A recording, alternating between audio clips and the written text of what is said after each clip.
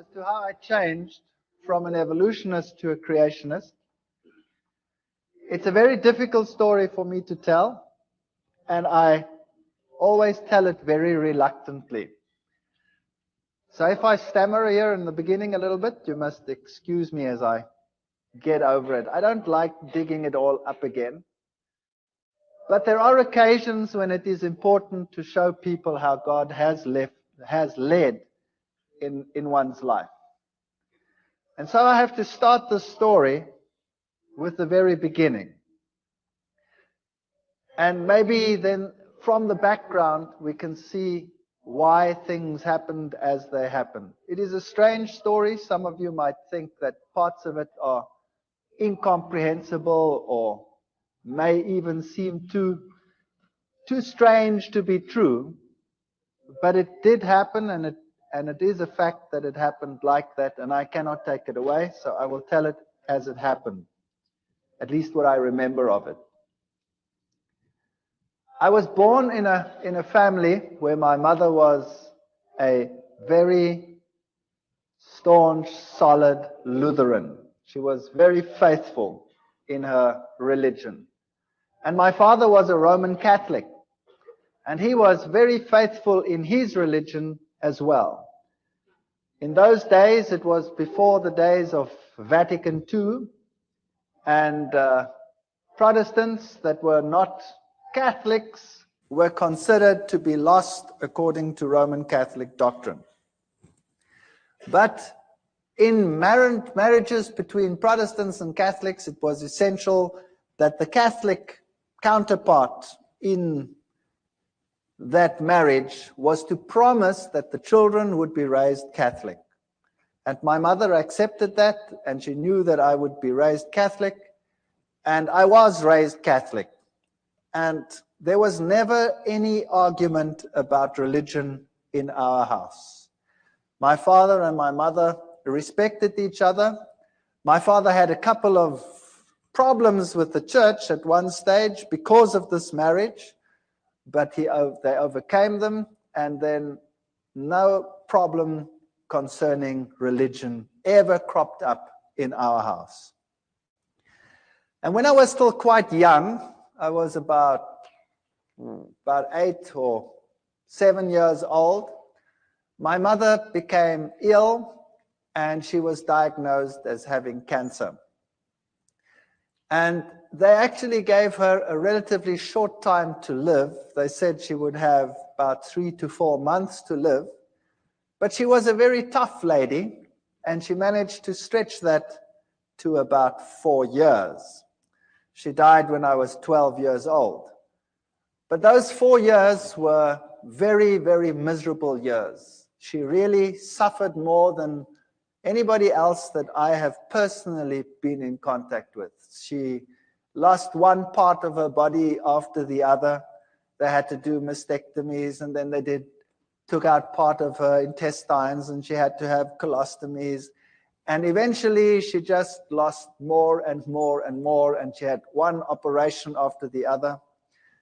In those days, they weren't as sophisticated as they are today. They burnt her under the radium treatment. They forgot her there. They had to peel off black pieces. So she really suffered tremendously. And through all this, she never, ever, ever gave up her faith. And I was very attached to my mother.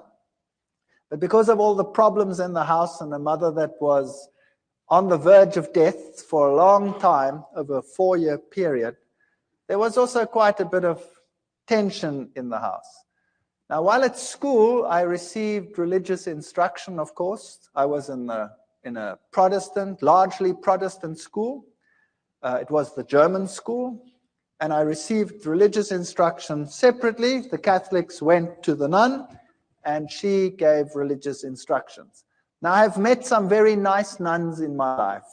And I've met nuns that are really gentle and soft people and are very nice to everyone around them. But this particular one, where I received religious instruction, was a very hard person, according to my youthful experience that I had at that time. And she would constantly tell me that it was such a sad thing that my mother, who being Protestant, would not see the kingdom of heaven, but that she would roast in hell forever and ever. And I resented this very much because I was very fond of my mother, particularly since she had such suffering in her life. And this carried on for about 3 years, 4 years, while my mother was sick. And the more it carried on, the more rebellious I became about the teachings that I was confronted with. I used to attend church very regularly. I had to go to church every Sunday with my father. I went through all the things like communion and all the things that Catholics do. And I became so resentful in the end that I used to be incredibly cheeky in the religious instruction class. And I was then thrown out of the class and told that I was to sit outside in the courtyard. And then for a few years, I had living hell in that school because the headmaster was somehow in cahoots with all of this. And whenever he spotted me, he used to thrash me. And I used to take this quite well. I can be quite arrogant, or I used to be very arrogant. Maybe not quite so much anymore, but if you bonks me on the bean, maybe the old man will surface. I don't know.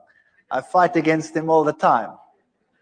And he used to thrash me, and I remember distinctly I used to bend down, and he used to hit me once, 2, 3 times, and I used to ask him, "Are you finished yet, or is your arm lame? What's the matter with you?" And he used to get so angry that he used to really whack me, and when he got to 6, then I'd say, "One more, please, because then I can take you to court. You're only allowed to hit me 6 times. That's the law." So I wasn't very popular. But the point arose where I was sitting in the class one day, in the religious instruction class again, and this lady, this nun, told me again that people who were like we were, and particularly my mother, would go to hell forever and ever. And I got so angry, I took the catechism book and I tore it and I threw it at her feet, and I told her in not too kind a language, even for that age, what she could do with her God. And I was thrown out from that day on a permanent basis, and I had to sit outside in the courtyard, whether it rained or whether the sun shone. And my life in that school was absolute misery. I never told my parents. Nobody ever knew what was happening. There was another teacher as well who used to call me to the front. Before the class even started, "Would you please come to the front?" And I'd go and stand in the front, and he'd hit me left, right, and threw me out. So I was being thrown out of 2 sessions on a regular basis, and I became an impossible child. I used to sit up in the trees when they come and look for me, the teachers, and I'd have these pine cones, and I used to throw them. Oh boy, those were the days. In any case, my mother finally didn't make it when I was 12 years old, and she died.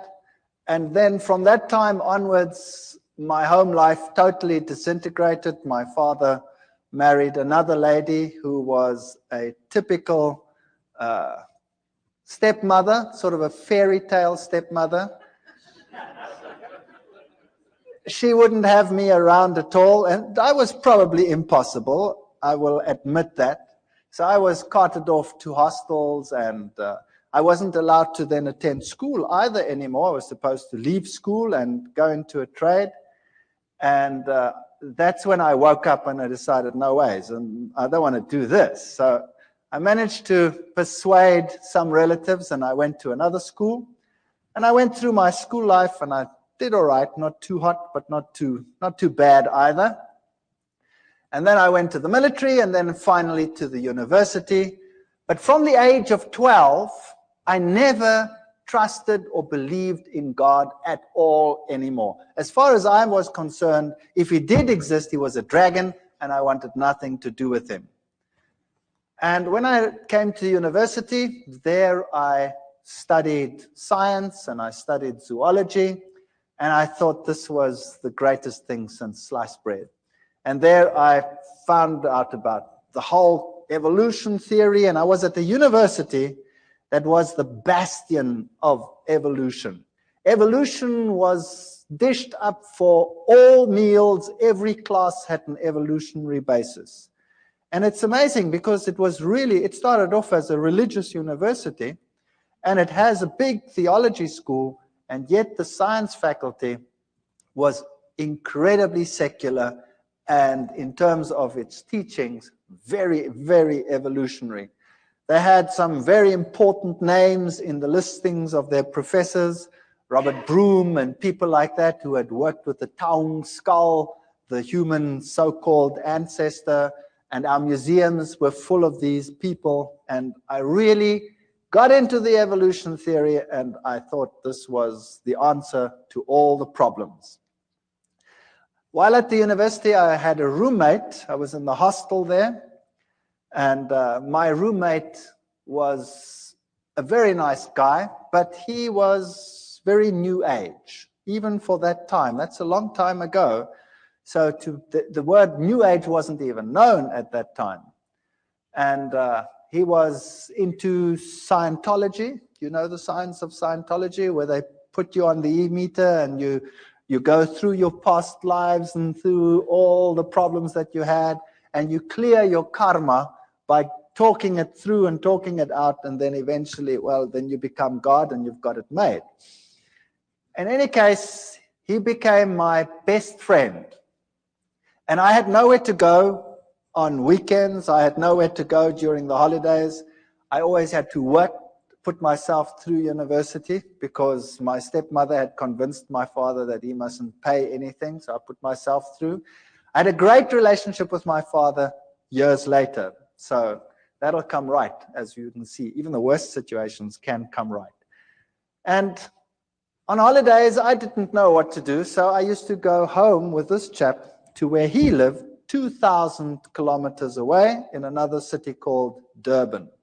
And every holiday, I used to go home with him because I had no home to go to. And there I met my current roommate, my wife, who happened to be his sister. Far better roommate than he ever was, I'll tell you. And I have to tell you a little bit about her background. Now you know why I was an atheist. I didn't believe anything. I accepted the evolution theory. It was the answer to all my problems. Now, her background was entirely different. Her father worked in his younger days for a newspaper, and he was sent to investigate all the strange occult occurrences in the country. So he worked for this newspaper, and he had his team and his infrared cameras and all the stuff that you need. And he toured the country from one strange occurrence to the other. He was very skeptical. He believed nothing. He thought it was a big joke, and seances were a big joke and a big fake. And as he attended one meeting after the other, he realized that this was no joke. When he started investigating some of the strange events, and he put up a camera at one seance, he was putting up cameras, and he was always looking underneath for hidden mics and what have you. And something grabbed him. There was nobody that grabbed him, but something grabbed him and beat him up to such an extent that he had an egg-sized boil on the top of his head and was lucky to get away with it with his life. Now, when that happens to you, you start thinking, well, that was some hidden microphone that did that.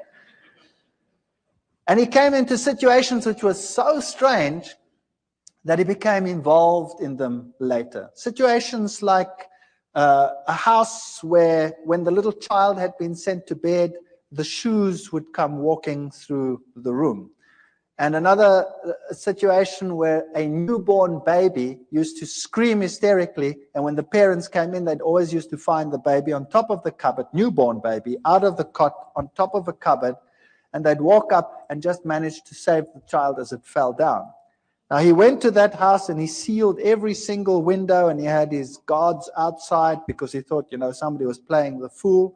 And he kept the lock and he waited there. And sure enough, the child screamed and he went in.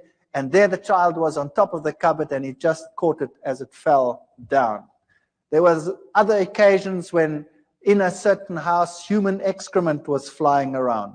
And he sat in this house and it started howling and the human excrement started flying against all the walls. Strange, strange occurrences. Witchcraft of the worst kind. There was one house that was plagued by a baboon that used to come in and tear everything apart. That's a big ape. And it tore everything apart and it terrorized this family and they could never catch it. And then one day they shot this baboon as it came in and it ran out and the blood trail ended up on the veranda outside. And as they came out, the blood trail ended and there lay one of the workers dead. So this was typical African witchcraft as you find it in Africa, in some places, even today still. And this convinced him that there definitely was something going on, and he got into seances more deeply. And then he started learning that, there were higher mediums and lower mediums, the riffraff mediums for the lower people, the higher mediums who communicated with the better spirits. And this is how he became involved in this type of thing. And then eventually he moved into the New Age sort of movement and became very high up in this sort of agenda. He wrote books on it, and he was very well received in those circles. Later in life, my wife's parents got divorced, and he married a person, a lady, who was also very, very high up in the New Age movement. In fact, she is one of the instructors in the Course of Miracles. She teaches people how to become Christs and to perform miracles. Incredibly evil situations sometimes in that house. And the occurrences that happened in my wife's house as a child were very strange indeed. They would have one chair where there was always someone sitting breathing heavily. And they had a cane that used to go walking and a rattling and sort of things like that. She grew up with this situation. To her, it was nothing. She was used to it.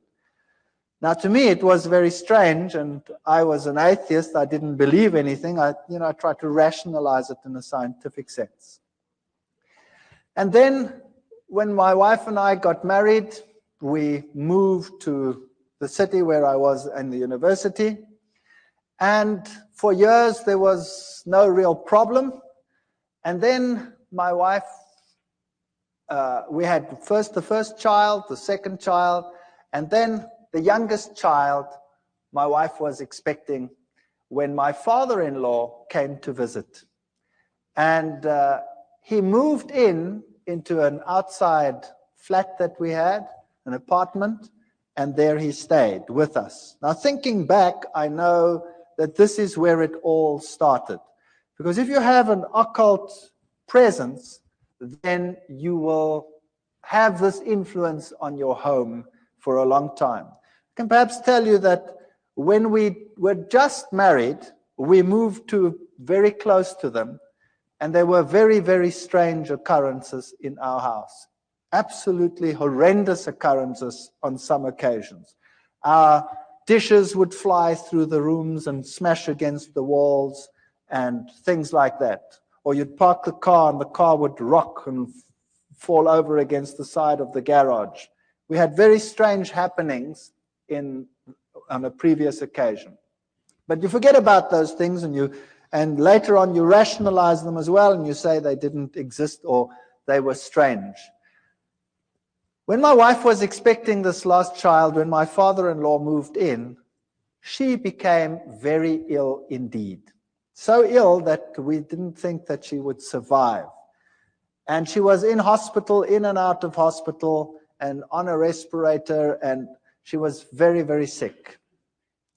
And then we decided that there must be something wrong with this pregnancy, and the doctors had a look at it, and they said that the best thing to do would be to have an abortion, because the child was probably dead. They didn't have a scanner at that stage in those hospitals, so they couldn't tell properly, and they didn't know whether this child was perhaps dead. So we decided that we'd have to transfer to another place where they could do a scan, which we then did. And she was very ill. She had a very high temperature, and they did the scan, and this little fetus was only about so big, and he was perfectly well, and he was sucking his thumb. And we decided that we weren't going to do this. We were going to sit through it and see what happened. And eventually, through 9 months of hell and of sickness and coughing, and more in hospital than out of hospital, my wife was discharged. The child was born, and this child was the most miserable child that you can imagine. He was impossible. He used to scream from morning till night. If you wanted to feed him, you had to wrap him round and round in a blanket so that he couldn't move his arms, or else he'd claw and scratch at you while you were feeding him. And if you put him to bed, he would scream and scream and scream. And so we had a technique where you sort of sit there and rock and rock and rock the bed until he finally falls asleep. Then you sneak off to bed and you try and fall asleep, and the minute you sleep, he screams again. And this carried on for months. It was absolutely chaotic. And nothing you could do could console this child. My wife was a wreck. I was a wreck. We were all totally destroyed. And then one night at 2 o'clock, I had a dream that I was being strangled. And it was so vivid that I woke up with this perspiration falling down my face, and my heart was pounding like some drum inside me. And I sat upright and tried to recover from this terrible nightmare. And the next moment, the little one in the next room screamed as if he was being murdered. And my wife and I got such a fright, we stormed out of bed, ran to this little baby, picked him up, and as we picked him up, he started shaking violently. His temperature would rise, and then he'd go into fever cramps.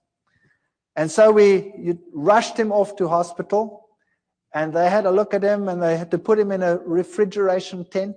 They had a tent sort of that's cooled, and put him on a drip, and then it would be touch and go whether he would live or whether he would die. And he'd recover from this and come back home as impossible as he was before. And it would go fine for about 2, 3, 4 weeks. I can't remember what the gap was in between. And then precisely 2 o'clock at night, exactly 2 o'clock, it was uncanny. We had a clock on our bed, and it was a display clock, so you could see exactly 1400 hours and 2 o'clock, whatever it was, 2 o'clock in the morning. That's when I woke up with this terrible feeling that I was being strangled. And I shook my wife and said, I've just had that terrible dream again. And then the little one would scream in the next room, and we'd run and we'd pick him up, and the same thing would happen. It was so bad that we would think that we wouldn't make it to hospital, the child would die. There was nothing you could do. As soon as he started the screaming, his temperature would just rise, and it would just go so high that he would fall unconscious. Eventually, they got to know us so well that the hospital had this place prepared for him whenever it was necessary. They didn't know what was the matter with him. They could never find out. On one occasion, the doctor said they have to do a lumbar puncture because there must be something wrong with his cerebrospinal fluid. Maybe he has some brain infection that is causing this. And I remember taking him to this hospital, and he was just a baby. And afterwards, he screamed so that my wife became quite hysterical. When the doctors came out, they said, this is incredible. There were 4 adults that had to hold this child down. He was less than a year old, and their 4 adults had to hold him down because he was plucking them around. So this little chap was, if anything, definitely very much possessed. And you can rationalize it if it happens once, and you can rationalize it if it happens twice. But if it keeps on happening for weeks and months on end, that at precisely 2 o'clock you have an experience in one room, and then immediately thereafter there's a scream in another room, then the law of statistics tells you that no matter how atheistic you are and no matter how scientific you try and be about this issue, the two incidences are connected. And I was sitting in the hospital one day. My wife and I took turns to be with the little one, and he was in a very bad state. And it had happened for the umpteenth time. And there I was in the hospital, and I was marking papers. I remember it as if it were yesterday. I was marking. And all of a sudden, in this refrigeration tent, this child started shaking. And he started getting one of these attacks and fits in his bed. So I went and ran and called the nurse, and I picked him up, and he shook so that he tore the drips out. Now, this child had been on so many drips that they couldn't find the veins anymore on his arms or on his legs, so they had to put it into the veins here on the head. And he shook so that they tore out. Now I've got this child in this fit, and I've got this child with this thing torn out, and he tore the vein completely, so the blood was running down his face. And it was such a horrible sight that I went crazy. I couldn't handle this. And eventually he calmed down, and they put him back in the tent, and they got the drip back in, and he managed to survive the night. But that night I sat there and I said to myself, what can I do? There is no medical help. Nothing can help us. And the two incidences must be connected. Where do I find help for this situation? And they tell me, once a Catholic, always a Catholic. And as I was sitting there that night in that hospital, mulling over these things, the images of the Catholic Church and its power over demons, and the film The Exorcist was just in circuit. And I thought to myself, perhaps I can go back to my old church and ask them to help me. So I made a resolution that I would do that because I had no other way out. And the next day I went to the Catholic Church, and the Catholic priest was sitting in his room, and I remember this as well too. He had the glass there, and there was a brandy bottle there, and he wasn't too sober. And I went up to him and I said to him, I'm a Roman Catholic, but I don't come to church, and I have a problem. And he said, well, what is your problem? He was very nice. And I said to him, well, I'm an atheist and I'm a scientist. I don't want to talk about this thing like that. And I sort of ummed and ahed, and I said, well, I have a problem at home. He says, well, what kind of problem? I said, well, it's a problem concerning strange happenings in my home. And he says, oh, no. I want nothing to do with that. And he said, it's not my field. Give me your name. Give me your telephone number. We'll come back to you. So I gave him my name and my telephone number. All I'd said was, I have strange happenings in my home. That's it. And I went home and I thought, well, that was a lot of help. Thank you very much. And I wasn't home very long when I got a call from another priest. And this one sounded very sophisticated. And he told me whether I would like to meet him at a monastery nearby. So I went to the monastery, and there was this old man. And he was so impressive. He really made such a powerful impression upon me. He told me to sit down. And then he started to tell me what the problem in my home was. And my mouth fell open. If there was a fly, it would have gone straight in. He told me there was a problem in my house, that Satan was trying to kill my son, and that we were being terrorized. And I said to him, that's impossible. How do you know that? I never said anything to anyone. He says, never mind how I know. I also know, he said, that the problem in your home is so severe that it will take the highest levels of action in order to get rid of it. And we will also have to say a mass in your house. And then he said to me, it is illegal for me just to say a mass in any house. To say a mass in a private house, I need to have permission from the bishop. And I already have it. Here it is. And there was the signed permission from the bishop to say a mass in my house. He knew beforehand what was going to happen. He knew beforehand that he needed the permission, and everything was arranged before I even told them what the problem was. Now, that blew me out of the water.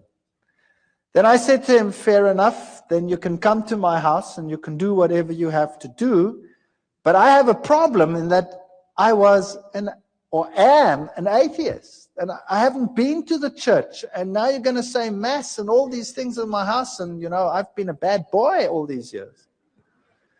And he said, but surely you won't be an atheist anymore. And I said, what about my wife? She's not even Catholic. She's Dutch Reformed. He says, no problem. So he came and he spoke to my wife, and my wife was as impressed as I was, very impressed. And he said, take me through the house. And we went through the house, and when we got into the little one's room, all of a sudden, he started falling around. And he couldn't stand anymore, this old man. And I stood there behind him, and I was sort of doing this behind him, you know, like they do on the stage in some of these ministries where the guys fall out and they don't know which way they're going to fall. Well, it happened there as well. And here he was, shaking and perspiring and really being battered. And eventually it calmed down, and we went to the other rooms, and then we came into our bedroom, and he was thrown around again, but not as bad as in the little one's room. And then he said to me, the little one's room is the worst place in your house. Now we have to exorcise your entire house. Bring me some water. We brought him some water. And then he took out special salt, which he said was very special exorcism holy salt. And he made the sign of the cross with the salt in the water. And then he also told me that he had a special ring with him, which had the relics of a particular saint that was potent in terms of exorcising. And this priest, had been an exorcist for the Roman Catholic Church in many countries. He was Irish. And then he took this bowl of holy water that he had made, and he went to every single window and door in the house. And he took it and he put a cross on the windows. And of course, as it evaporates, you have this faint cross of salt on your windows. And he went through the entire house with this holy water, and then he put the holy water down. And he said, now we tell the Mass here in this child's room. And he prepared everything. And as he was preparing, we had lots of pets in our house. We had a dog and 2 cats and you name it, all the good stuff that one has when one has kids in the house. And as he was preparing, all of a sudden, all the animals came running into this room. And there they sat. And I looked at this and I said, well, this is weird. What's going on here? And he did the Mass. And then before he left, he said, what you have to do now is above every child's bed, you have to put the following. And he took out of his pockets amulets from Lourdes, where Mary had appeared. And he gave an amulet from Lourdes. He said there were many fake ones. This was the real thing. And we had to put it above each child's bed. And then he did an amazing thing. He took his ordination cross off. And he gave it to me and he said, this one you put over the little one. I hate it when the devil destroys little children. And we hung it up over there. And my wife was giving pottery classes at the Technicon at that time, and she'd made a very beautiful pot. And so she decided to give it to him as a gift, because how do you pay for what he did? I mean, what do you do? So she gave this to him as a gift, and he said, this gift is so precious, I'm going to give it to the nuns that are in a certain monastery where they never, ever come out and see civilization. And then he left. And that night, we're very expectant. We take this little child, and he's quite happy, really, not screaming as usual. And we take him and we tell him it's time for bed. Now, normally that was enough to have blue murder in the house. And he was quite happy. And we put him into this bed. Now, he was only just starting to toddle. And we put him into the bed. And this child had always, when you put him into bed, gone into a fetal position and started bashing away and screaming and going blood red and going totally crazy. That night, we put him into the bed, and he rolled onto his back and laughed. And he put his arms out like that, and he did goo-goo sounds like little kids do, and he fell asleep. And for the first time in his life, he slept right through the night.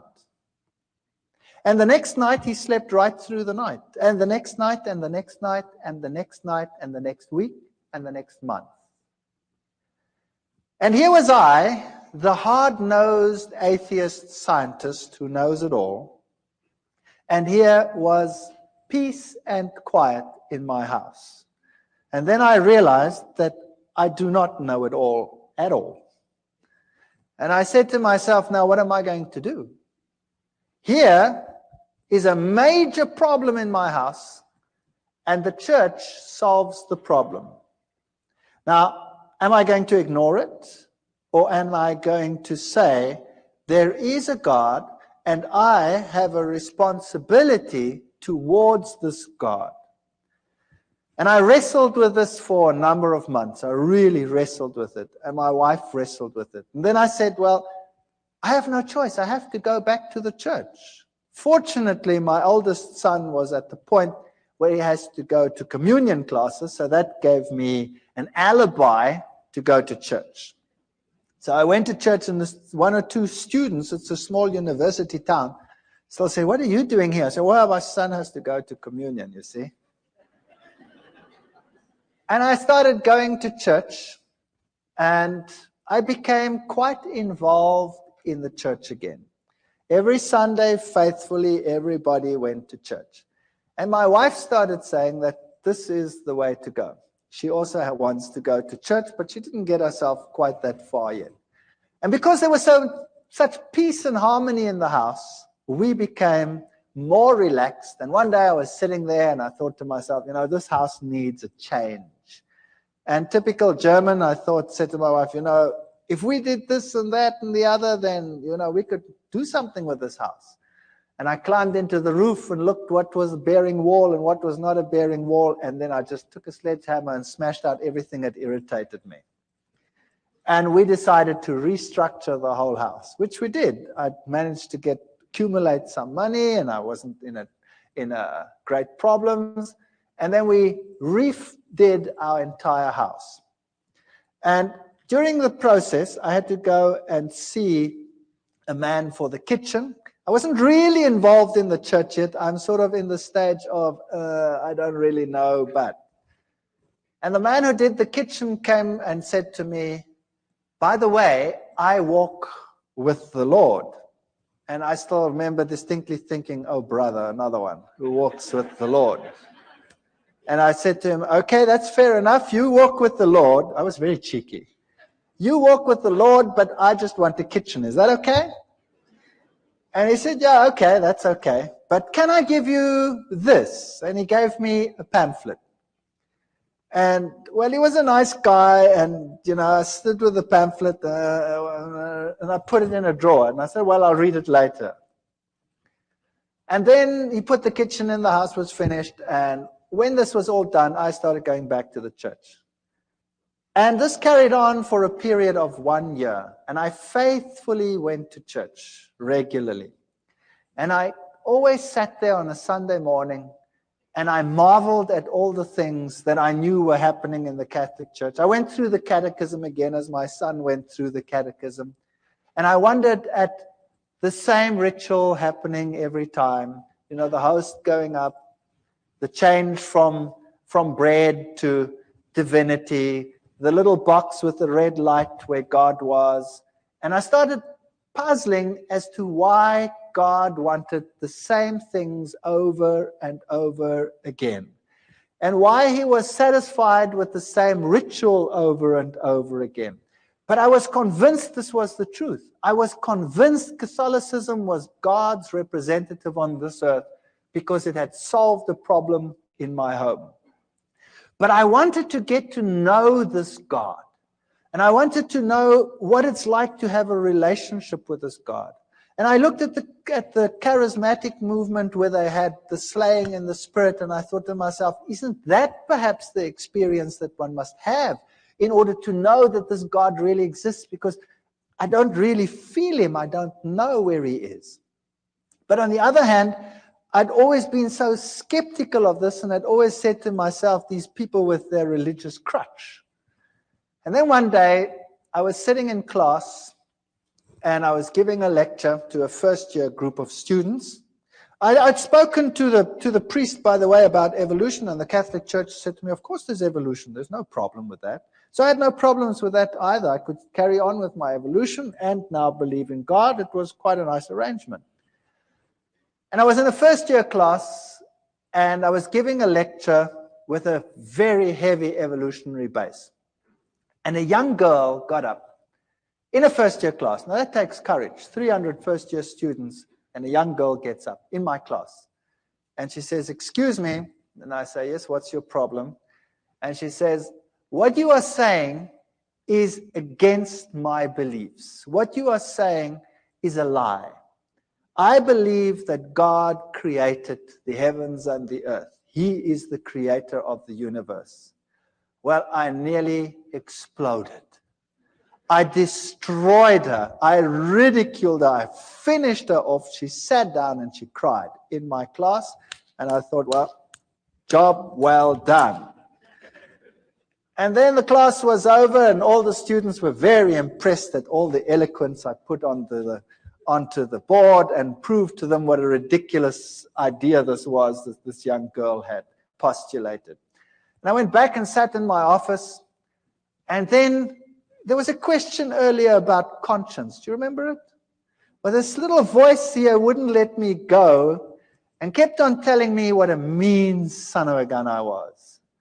And how could I, in front of everyone, attack and humiliate this young girl to such an extent? And I felt really bad about myself. My conscience wouldn't let me go. And I didn't know how to handle this. So typical Catholic way, I thought, well, on the way home for lunch, I wouldn't stay far from the university, so I always went home for lunch. I'll go by the Catholic Church and sit there for a while, and hopefully the feeling will go away. So I drove past, and I went into the church, and I sat inside, and it was locked. The door was open. You could come to a few pews, but around the altar it was locked because thieves had been stealing. And I sat there and I spoke to God, and I looked at the little red light, which means that the host was present there, so God was present. And it struck me that he was locked up in that little box. And then I sat there for a long while, and I was tortured in my soul. I was tortured. And I said to myself, you know, God must be here because he did such wonderful things in my home. My family is totally different. My wife was willing to be converted. I'd called the Catholic priest to our home so that she could become a Catholic. And for some reason, he just never made it. He never made it. He always had something on, but he was still going to come. And I sat in that church and I wrestled with God, and I told him that I have all these feelings and I don't know where he is, and I've never really met him. And I know that in other churches, all these exciting things happening, and here, you know, we have the same thing every Sunday, and where are you?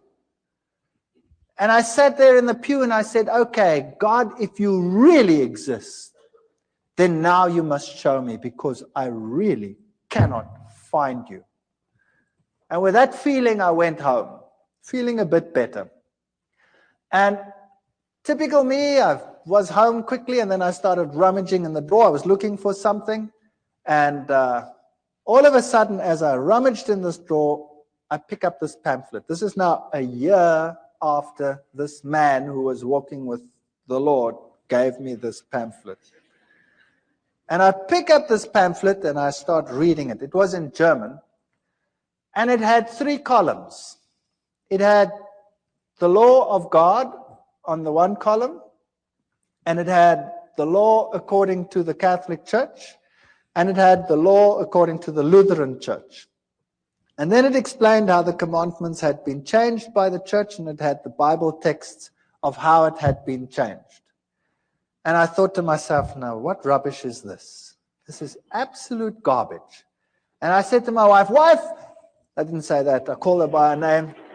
I said, have we got a Bible in the house? And she said, no, I don't think so. I don't think there's a Bible. I said, surely there must be a Bible in the house. We've been going for church for almost a year now, and there's no Bible in the house. There were lots of catechism books in the house. So I grabbed the catechism book and opened it up and looked, and sure, the commandments as on the pamphlet were identical to those in the catechism book. And then I remembered an old box that an old lady that had died had left me. And I'd put it in the garage after having sorted out some of the things. And I remembered there were a whole lot of books, and I knew that little old ladies probably would have Bibles. So I went outside in the garage, rummaged in this box, and sure enough, here was an old Bible, an old German Bible. So I went inside and opened it up, and there it was. The 10 Commandments were totally different to what they were in the catechism book. And this puzzled me. So after 1 year, I phoned this cabinet maker, and I said to him, remember me a year ago, you put a kitchen in for me? He says, you know what? I've been trying to phone you all day. I had this feeling I must phone you, but I don't know why. What's the matter? I said, will you please come round? You left me a pamphlet that I want to talk to you about it after 1 year. And he came round, and he was a nice guy. And we started talking. And then we started talking about the scriptures and about the Bible. And we started talking about the book of Daniel and the prophecies pertaining to Daniel chapter 7. And I went through it with him, and we wrote, and we worked till about 3 o'clock in the morning. And he came the next day and the next day. And in 3 days, we'd gone through Daniel and Revelation, all the historic facts and all these things, and I wouldn't believe a word of it. And then I decided that the only way we're going to resolve this is if I check whether every one of those facts is really so, whether those kingdoms and those kings and all these things are really so. So I went back to the university, to the history department, the theology department. I got everything that I could lay my hands on, and I checked and verified, and it was really so. And then I started finding out that the little horn of Daniel chapter 7, if you take it as the Bible says, can be none other than the Roman Catholic Church. What a shock that was to my system. Then I got the Protestant view of the little horn being Antiochus Epiphanes IV, and I went through all of that and found out, but it can't be him because none of the criteria fit. And also how the scripture had been changed on some of these points. I invited the Roman Catholic priest to my home. And I said, would you please come to my home? I have to talk to you on an issue. And he came. And my wife was there, and I was there. And I took the Bible, and I took the chapters in Daniel, and I went through with it in detail, and I showed him the change of the commandments and all these things. And then he said to me, I can't talk to you on this issue because I'm not into scripture at all. And I was stunned. Here was a priest, and he was not into scripture. He says, we have some specialists who are into scripture.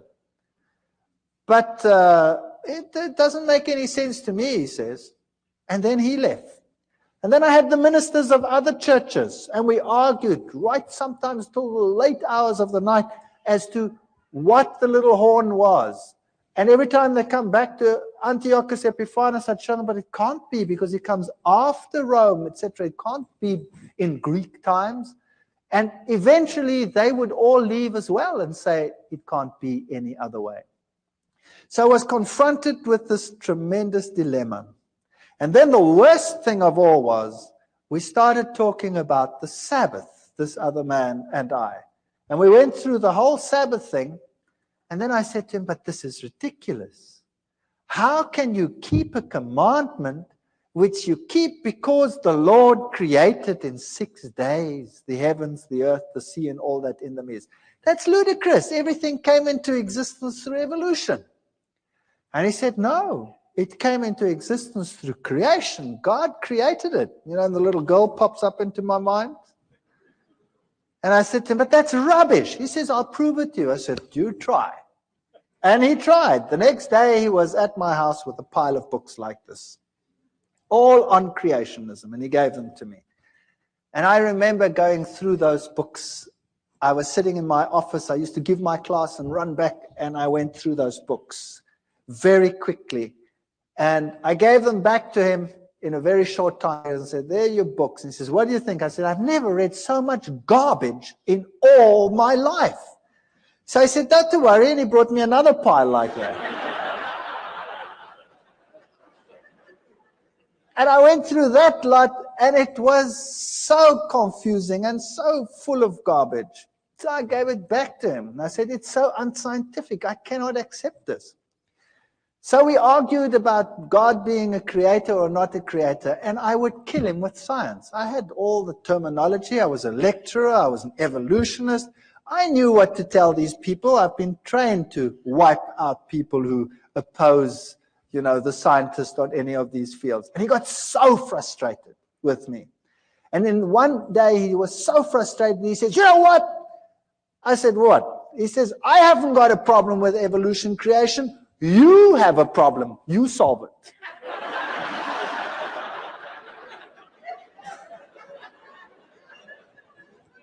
So there the ball was in my court. In the meantime, things were happening again in my house.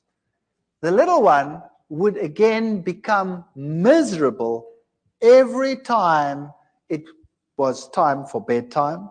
He again became grouchy and screaming and what have you. And we also noticed that whenever we had a moment of peace, my wife and I, we studied the scriptures like, I cannot tell you how we studied it. I finished a Bible. In 2 months, I had to throw it away. It was finished. It fell apart. And my wife was studying. And she had tremendous problems with the Sabbath idea. It made no sense. It was so stupid. And nobody at work knew what was happening with me. And one day I came to work, and the secretary in the department came up to me and said, I've got something for you to read. And she handed me a pile about so thick of documents. And when I looked at them in a spare moment, I saw that it was a long piece of writing against the Sabbath. And it was written against Seventh-day Adventists. And this stunned me because nobody at work knew what was happening with me. I mean, a scientist would never admit, you know, that he's now talking about and thinking about religion. That was ridiculous. My colleagues were all atheists. And I took this and I thought to myself, now, what am I going to do with this? I haven't got time with this. I'm wrestling with evolution. So I gave it to my wife. And I said, yeah, here's fodder. You go through this. Maybe there's a way out of all this. And she meticulously went through every statement. It was really a thick, thick thing written against it. And while I was wrestling with evolution, she was wrestling with that. And then one day she said to me, you know, I've been through every single statement they have. And every single one, I've put it next to the Bible. And every time, this is the word of man and the Bible has something else to say. So this document here has now convinced me that the Sabbath must be right. That was something. So a document written against the Sabbath proved to her that the Sabbath was actually very important and right. But I still had a problem, a major problem. I couldn't accept it because I'm not going to keep a day for creation that took 6 billion years, let alone 6 days. And the ball was in my court, And at that stage, everything started going wrong again in my house.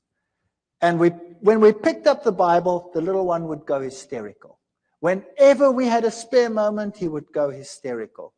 And eventually, he took a bottle of wine. We'd been drinking wine, and he smashed it. I wasn't in the room at the time, but I just heard the glass breaking. And then we came out, and he was walking all over the glass. And his feet were cut to shreds. His big toe was almost severed. So back to hospital. They sewed the toe back on, and it was a nightmare from then onwards in our house. And I was wrestling with the Sabbath issue. And I stood in the library one day. We had the biggest evolution-based library in the Southern Hemisphere at that university. And I said to myself, there must be a solution. And I said in my mind, God, if there is something wrong with this theory of evolution, then I haven't found it yet, and you must show me, because nobody else can show me. And I went into this library, took out a book, and as I walked out the door, a colleague stopped me and he said, hold it. There's another book you must take, which is the same book as that one, but the new edition, it's on the back shelf. Very strange. So I went to the back and I took that edition as well. I took them both and I went to my office. And then I started reading. But I started reading them both at the same time. And then as I looked at the one, the old edition would say that there is a major problem with the cetaceans, with the whales, because they appear suddenly in the fossil record fully formed. And there is no evidence that the one gave rise to the other.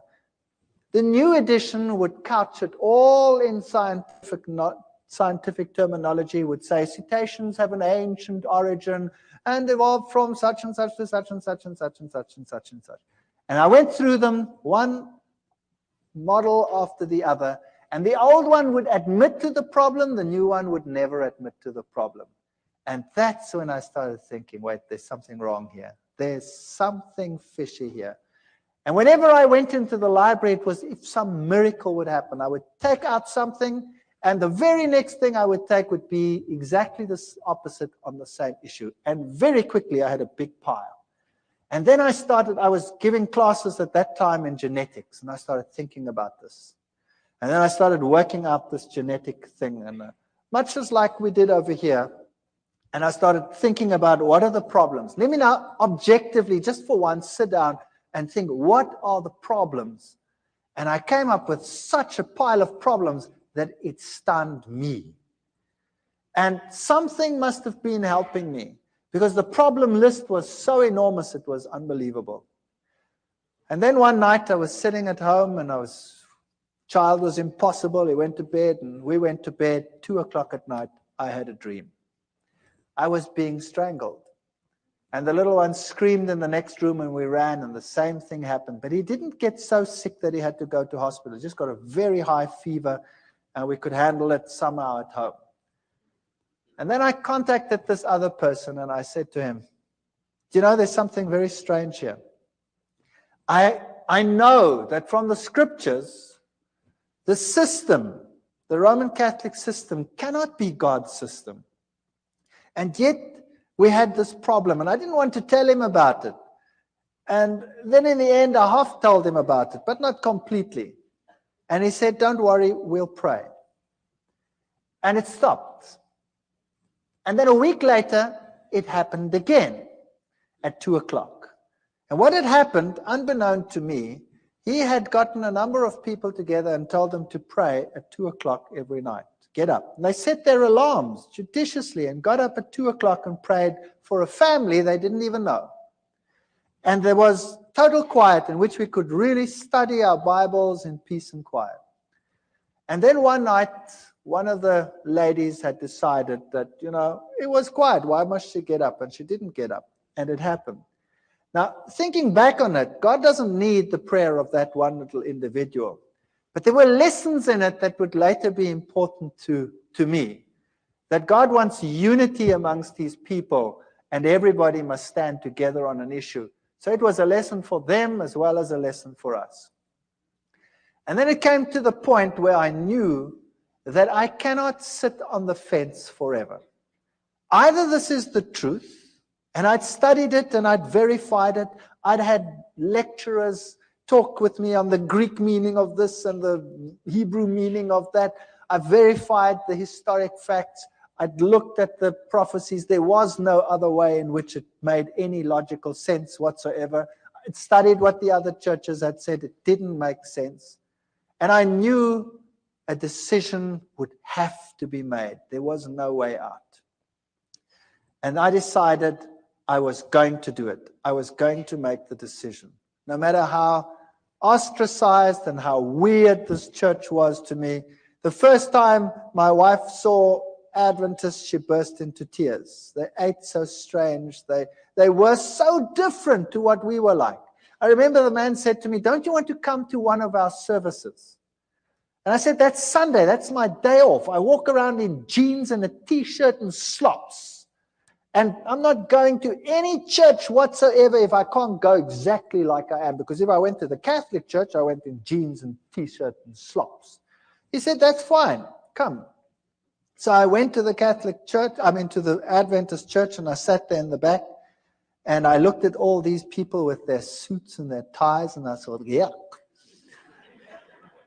And they all looked at me, but they were all pleasant about it. And strange things like that. And I didn't like the setup. I didn't like what they looked like. They looked so different to everyone else, you know. My friends were rough, and they would make coarse jokes and all kinds of things. And these were so different. My wife burst into tears when she saw this. She said, "I don't want that lifestyle.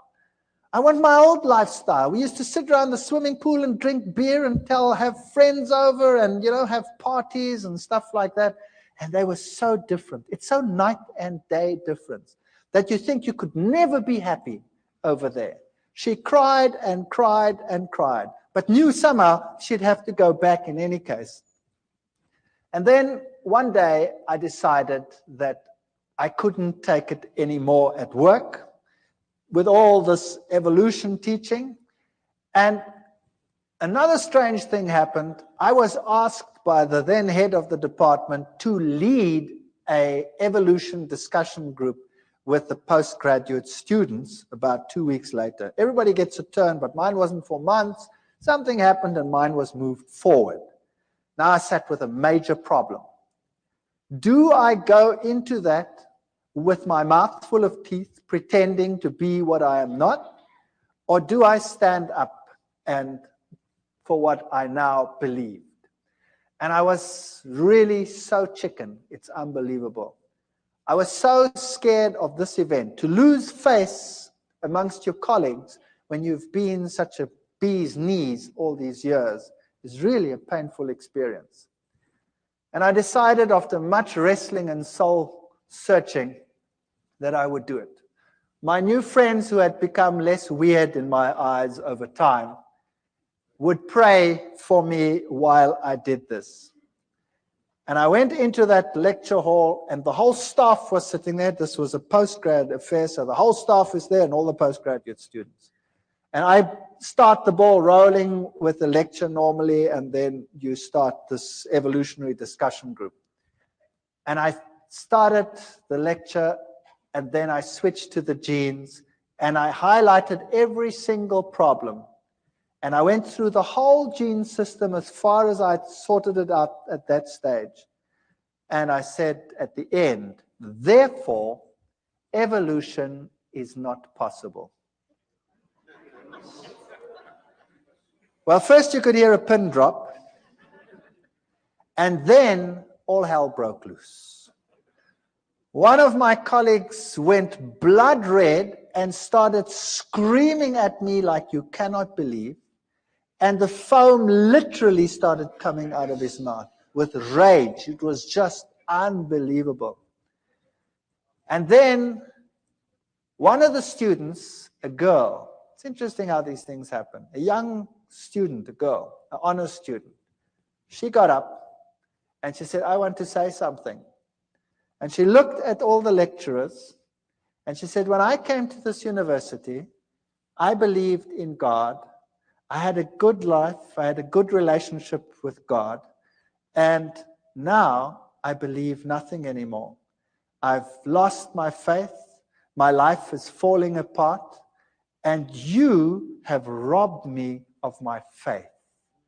And now Dr. Veith is giving this lecture and showed me now that you had been misleading me. Can you imagine what happened in that department? That was the end. My life was not worth 1 cent in terms of my scientific credibility. I was finished. When I walked down the passage, my colleagues would turn around and walk the other way. And I decided there and then that it was impossible for me. Then we had a meeting, a special meeting where they decided that the basis of all teaching must be evolution. And of course, I couldn't go along with that. So I decided I would resign. So I resigned. And the head of the department said, you know, you can't just do this. I mean, I had a lot of students and I was quite popular amongst the students. And I had most of the postgraduate students were under my supervision. And then the rector of the university called me in. And the rector said I must come to him. And I thought to myself, wow, now I must go to the rector. What do? I've got nothing decent to wear. I've never possessed a suit in my life. I bought the suit to go and see the rector. Can you believe that? And when I put on the stupid suit to go and visit the rector, something struck me between the eyes like a hammer blow. It's just a personal thing for me. I thought to myself, now look what you're doing, you idiot. You go and put on a suit to go and speak to a man, but when you go to visit God, you go in jeans and a t-shirt.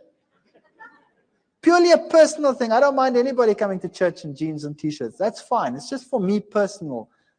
And that bugged me. And then I went to the rector's office and I sat there opposite the rector and we started talking. And he talked with me for 1 hour. And it was very difficult for the university to get rid of me because I had all these students.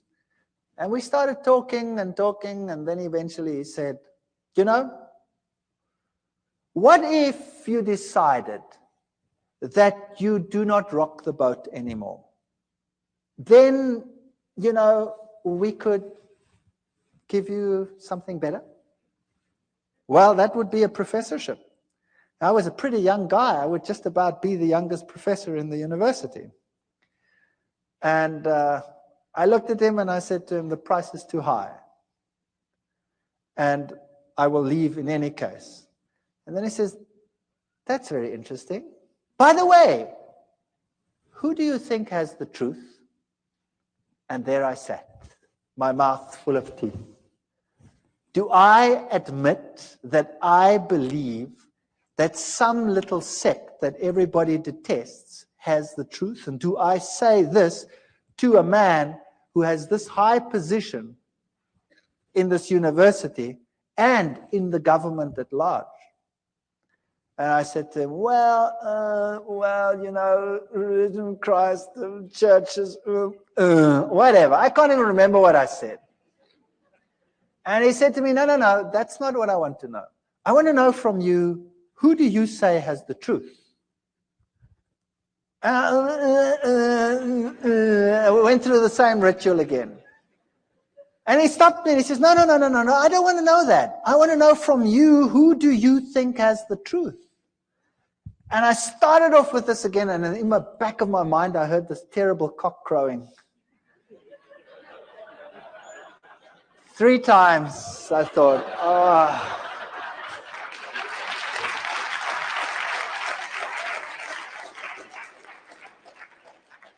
And I said to him, well, I think it's the Seventh-day Adventist church that is preaching the truth.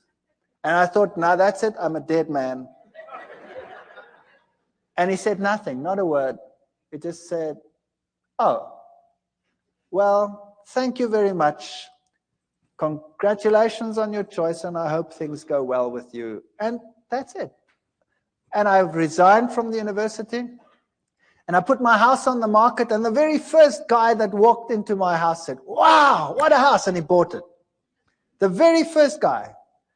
And there I had this money, and I knew now my scientific credibility in the world was over, University was a career that I'd given up for my faith, and God would take care of me from now on, and things are going to be just honky-dory. I'm going to now take this money, and we're going to do something great with it. We're going to start a little farm somewhere, and we're going to get people to come, and we're going to witness, and we're going to do great things with all this money. And I got some guys together, and we started this thing. And then we planted wheat, and the wheat grew like crazy. And it stood so high that the farmers in the entire district came and said, you guys, you were at university, you know something special. And I said, well, nah, we're doing exactly the same thing you're doing, but I think to myself, it's because we're walking with God now. That's why our grain is so much higher than yours. If you would do the same thing, then your grain would also be better. You see, once a Christian, boy, everything will go just great. And I was quite happy to be out of the university, and we moved out to this place, and we started this whole thing going. And then our money was all invested in the land, and we invested lots more money on loans and things for whatever is necessary to put in the wheat crops and all this sort of thing. And then a flock of birds arrived, such as you have never seen in your entire life. And they ignored all the farms with the little wheats on them, but they sat on mine and made it home. And they were just stubbles. And then, you name it, it went wrong. Sanctions came in against South Africa at that time. The economy was totally destroyed. Interest rates that had been at 3 and 4% shot up to 28, 30, 36% in some cases. And loans that were nothing to repay became a total nightmare. And the only means of making money was taken away, and we were totally destroyed. Everything I ever possessed was gone with the wave of a wand. It just ran through my fingers. And all the crutches that I'd been leaning on were gone. And the birds ate my fields. And I said to God, how can you do this to me? How can you destroy me? How can you allow this to happen? And I have no means of supporting myself. I have nothing. My scientific credibility is zero. I can never go back to my previous job. I'm finished. And it got worse. And it got worse. And eventually we had nothing left. No food, no nothing. And my wife and I and the children, we sat down and we talked about it, and we decided, if this was the truth, and I don't believe that all the things that had happened were from the other side. You see, when I made my decision, that child of mine had changed. He became a totally different child. Whereas before, he wasn't sick, but he had a dark, somber look in his face. He changed to such an extent that he became the sweetest, nicest child in our entire home. He became a pleasure to live with. And I knew that what had happened before was a ruse. I know the Bible says Beelzebub wouldn't drive out Beelzebub. But what had happened in my house is that it wasn't driven out by Beelzebub. When the Catholic Church had come and done its thing, Satan had told his demons, stand back. And when you stand back and allow the child to lie back and relax, they will be ensnared twice as much as they were before. And it happened. But after we made our decision, this child was completely cured. He is the most spiritual of all my children. And he is so different that I knew that had to be from God. It was a totally different ballgame. The other interesting thing that happened was that same Catholic priest, after all this time, more than a year, out of the blue, while I was wrestling with this decision, phoned me. And I picked up the phone and I said, hi, And he says, I'm Father so-and-so. And I said, yes, that's strange. Why are you calling me? And he said to me, you know your father who's dead? Your father is having terrific problems out there in purgatory. It's true. He said that. And I said to him, but how do you know? Having done the study on the state of the dead and all these things and knowing what happened, I said to him, how do you know? He says, the nuns that never see the world, they have been told by the other side that your father is in trouble and he is in trouble because of you. And you had better get back to the church quickly. And you had better start praying and having masses said so that this problem will go away. And I said, thank you very much for the information, and put the phone down and remember thinking, you're too late, devil. You are too late. That man was a nice man, and he is deceived, I know. And the Lord will hopefully lead him to a better life and a better understanding one day. But here I was on this farm with no money, no means, no nothing, destroyed career, no chance of getting back, ostracized, laughing stock of the academic world, and no money. And we knelt down and we claimed every promise in the Bible and said, Lord, you have promised you will take care of all our needs. You have promised that the children of a righteous man will never be seen begging in the street. There is no way out of the dilemma that we have. There is no money, there's no food, there's nothing. But we believe your promises. And we wrote a letter and we put it down in writing, all the promises, and said, you cannot lie. Therefore, these promises must be for us. And if our life out here is destroyed and our farm is destroyed, then so be it. There must be something else that you have in mind. And then we went to bed. And the next morning at 8 o'clock, the phone rang, and a professor from another university phoned me and said one of his colleagues has got a major problem and has to go away and has to take extended leave for a year. And they need someone to replace immediately, and the subject being taught is exactly the same field that I was in. And I said to him, well, what do you want me to do? He says, well, you could come and give the classes. And I said to him, but you know, what about,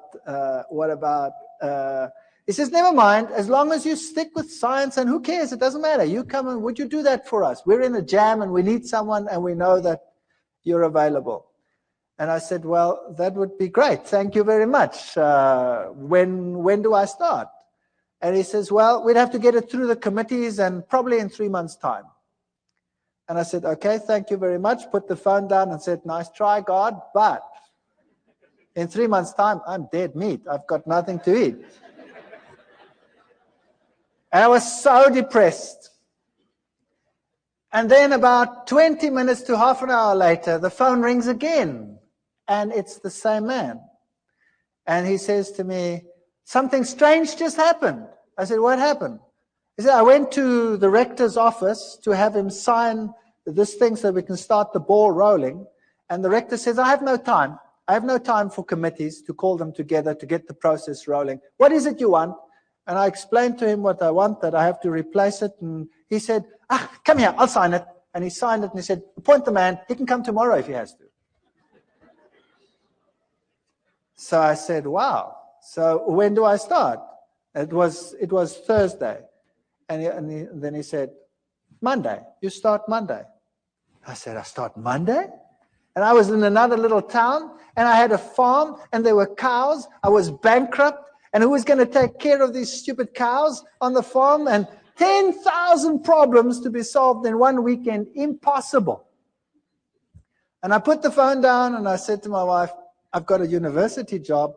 Only for a year, probably, but it's okay. We've got something to go to. I start Monday, but who's going to take care of the rest?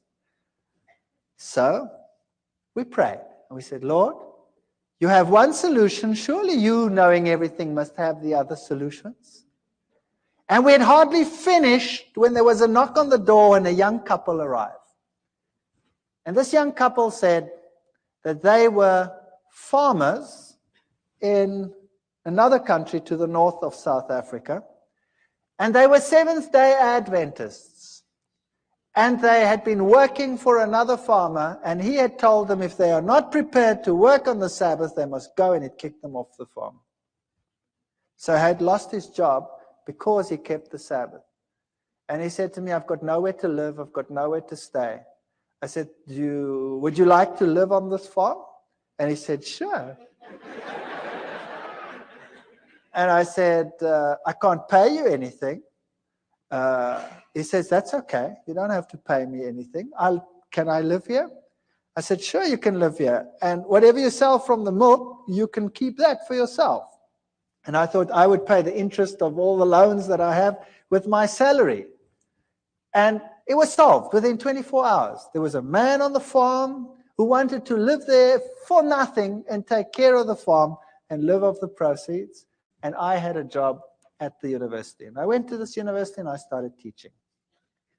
And for the first few weeks, of course, I had no salary, no money. Also, another miracle within that same period, I got a house in the middle of a month, and I didn't have to pay till the end of the month.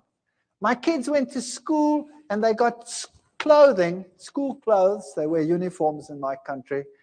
All the clothes, all the sizes, we'll put it on the bill at the end of the month.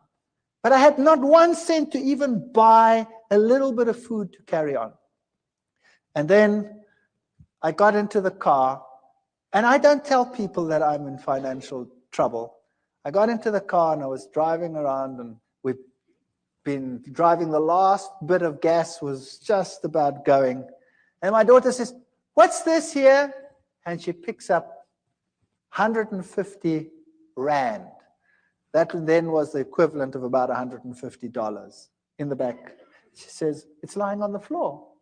And the next week there were another 150. I don't know how it got into the car, but it kept us going until my first salary check arrived. Now I can tell you, this is the real truth. There were times when we had very hard times, when we had virtually no money. All my money went into interest payments. And there were times when we really ran out and had no food whatsoever.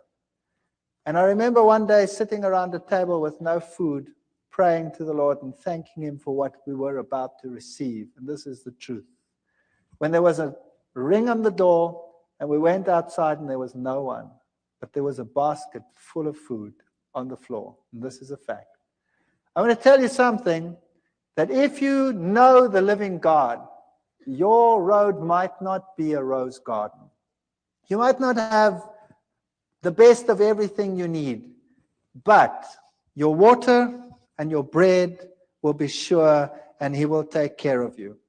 While I was at that university, I was only teaching for 3 months when riots broke out within the university. There was such chaos in my country. There were riots everywhere. The rector ordered postponement of the exams, and then it didn't fit the timetable. Somehow it didn't fit. And one day I had to write earlier, and all my exams were on that day. And this head of department called me in then, and I said to him, what must I do now? I've finished here. I've done everything that I must do. And for 6 weeks, there's nothing going on, just riots on this campus, no exams. I've got no exams coming. What must I do? He says, go away, go to the moon for all I care, and come back in 6 weeks. And in the meantime, somebody had arranged for me to go away for 6 weeks to the United States and to other places to look at all the petrified forests and things in the world.